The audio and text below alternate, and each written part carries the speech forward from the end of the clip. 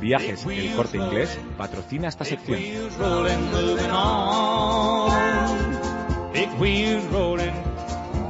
Muy buenas noches, don Iñaki. Hola, don César, ¿qué tal? ¿Dónde nos vamos de viaje hoy? Pues vamos a ver, esta semana nos vamos a concentrar en la visita a Turín, que ya mencionamos la semana anterior. Cierto es. Porque hay un aspecto muy especial de esa visita en la que nos queremos detener de forma, pues bueno, un poquito más detenidamente, que es la ostensión o exhibición de la Sábana Santa que tendrá lugar en la Catedral de Turín del 10 de abril al 23 de mayo. Como ya te indiqué en el programa, medio sobre poco sí, más o menos. una cosa así. Como ya te indiqué en el programa anterior, la Sábana Santa de Turín, que es considerada por muchos como el sudario que envolvió el cuerpo de Cristo en el sepulcro, no se expone habitualmente al público. Lo que se puede contemplar de forma permanente frente al altar mayor de la catedral es una copia muy fiel del original, eso sí. Sin embargo, lo que es el original, se conserva aparte en una caja sellada al vacío, dentro de una cámara a temperatura controlada, que asegura pues que se conserve perfectamente. Que no se deteriore, sobre todo. Efectivamente. Y la última vez que se expuso el sudario original fue en el año 2000, y en teoría no iba a exponerse de nuevo hasta el 2025. Solo el Papa y el Obispo de Turín pueden modificar esta decisión, y en efecto lo que ha ocurrido es que el 2 de junio del 2008, Benedicto XVI ha anunciado una nueva ostensión, 10 años después de la última, y en la que además, pues va a ser una ostensión especialmente interesante, porque se van a poder comprobar los efectos de la restauración realizada en la sábana en el año 2002. En esta restauración... O sea, hicieron una restauración en el 2002. Sí, la han tenido que restaurar, se le han retirado restos de tela quemados en el incendio de 1532, sí, parches que le habían añadido las monjas clarisas para su reparación después del incendio, una tela de Holanda a la que se le había cosido a la sábana original en 1534, así que este año pues todos vamos a tener la oportunidad de comprobar el estado en que se encuentra actualmente esta reliquia pues polémica.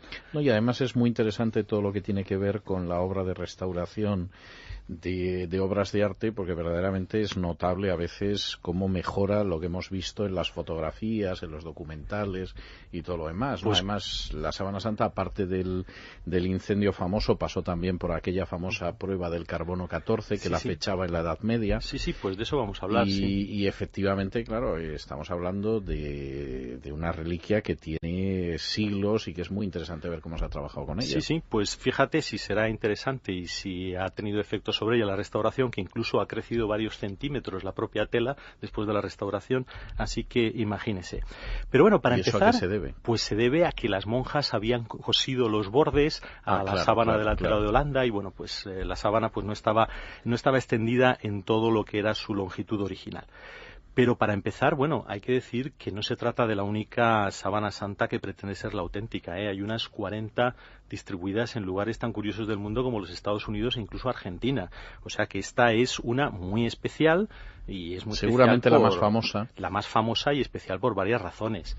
Entre ellas porque reproduce el cuerpo completo de un crucificado tanto de frente como de espaldas y con una serie de señales que en principio son compatibles con lo que se relata en los evangelios respecto a la pasión de Cristo. Llama la atención de esta imagen algo muy curioso, que es el hecho de que se trata de un negativo fotográfico. Y bueno, pues siempre se ha mantenido una cierta duda de cómo se ha podido imprimir dicha imagen en la tela, y además la propia imagen en sí pues tiene una serie de características curiosas. Respecto al método de impresión, pues se suele destacar que el lino de la tela está como quemado superficialmente, sin que haya señales de brochazos o pinceladas o de algún tipo de tinta que hubiese podido penetrar más profundamente en la tela. Además, la imagen permite realizar un análisis tridimensional del cuerpo, ya que las quemaduras en la tela dependen con mucha precisión de la distancia con respecto a la piel del cuerpo. A esto hay que añadir, por ejemplo, otras cosas curiosas, como que la imagen presenta restos de sangre del tipo AB, que era muy común en Oriente Medio y que es muy raro en Europa. También se ha encontrado polen de plantas propias de la región de Palestina, y otra serie de hechos curiosos que tampoco tenemos tiempo de relatar aquí con todo detalle. Y que han llevado a pensar a mucha gente que en efecto pues se trata del sudario que envolvió el cuerpo de Cristo y pues en el que quedó impreso de forma milagrosa su imagen. No obstante, otros aspectos del santo sudario hacen dudar a muchos acerca de su autenticidad. Algunos son poco conocidos, pero la verdad es que son bastante contundentes, como por ejemplo una carta del obispo de Troyes, escrita en 1389 a Clemente VII, que era papa en Aviñón, explicándole que había descubierto al artista que había pintado la sábana y que éste había confesado, y mostrándole su preocupación porque se estaba utilizando la sábana para obtener ganancias económicas. De hecho, el sudario estuvo guardado durante unos años por considerarse una falsificación, hasta que una nieta del propietario original hizo una gira con el sudario cobrando por su exhibición y vendiéndolo al final al duque de Saboya a cambio nada más y nada menos que de 2 castillos, o sea que no está nada mal. Costaba verdaderamente, pero vamos, pues, 2 castillos. Sí, o sea, sí. Ya está bien.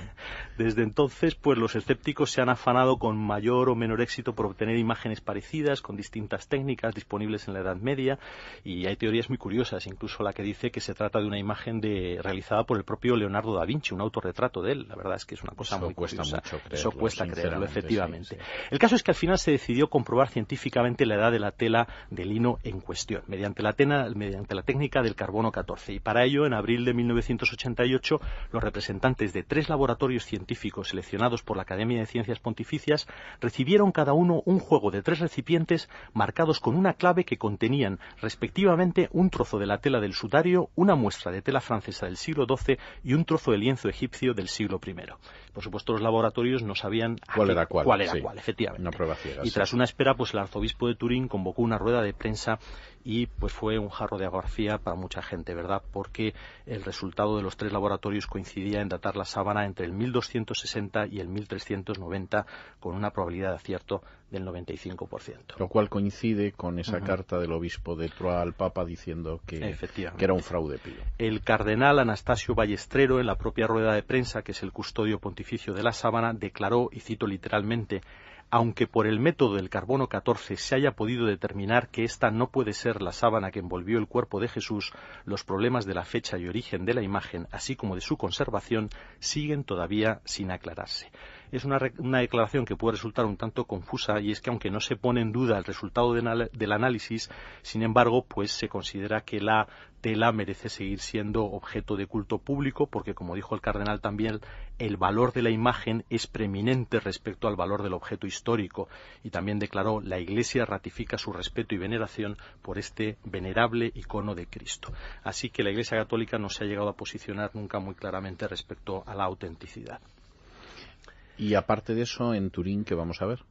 Bueno, pues podemos ver otras cosas. Ya te hablé la semana pasada, por ejemplo, de la mole de Antonelliana, que es una cosa muy curiosa, porque realmente fue diseñada para ser una sinagoga y tenía como objetivo ser un ejemplo de la tolerancia religiosa en la ciudad, pero luego el arquitecto Antonelli quería construirla cada vez más alta. Al principio estaba proyectada para tener solamente 43 metros de altura la torre, y al final acabó peleándose con la comunidad hebrea de Turín, les cedieron otro terreno y él ya pudo dar rienda suelta a su imaginación. La torre acabó teniendo 169 metros de altura y, bueno, lo que iba a ser un ejemplo de tolerancia religiosa al final se convirtió en un ejemplo de conflicto. Lo que hay dentro, como ya te dije, es el Museo de Ciencias Cinematográficas de Italia. Si no tienes mucho interés en contemplar, por ejemplo, el corpiño de Marilyn Monroe o una túnica que se utilizó en el rodaje de Lawrence de Arabia, yo pues tampoco te lo recomiendo, pero sí te recomiendo que cojas el ascensor que te sube hasta encima de la cúpula, que tiene unas vistas de Turín pues bastante impresionantes. Bueno, está muy bien. ¿Y cómo llegamos hasta allí? Pues yo te recomendaría sinceramente ir con Viajes El Corte Inglés, porque la verdad es que ellos tienen una oferta que incluye tanto la visita a Milán con entrada para ver el fresco La Última Cena de Leonardo da Vinci, y en Turín te reservan una entrada para la exposición de la Sábana Santa. Son 5 días y 4 noches, 2 noches en Milán y 2 noches en Turín, con salidas los lunes del 12 de abril al 17 de mayo, excepto el 19 de abril, que no hay salida, en hoteles de 4 estrellas desde 1.025 euros. Y bueno, es cuestión de acercarnos a cualquier agencia de viajes El Corte Inglés o visitar www.viajeselcorteingles.es. Pues muchísimas gracias, don Iñaki. Le veo la semana que viene a ver dónde nos lleva.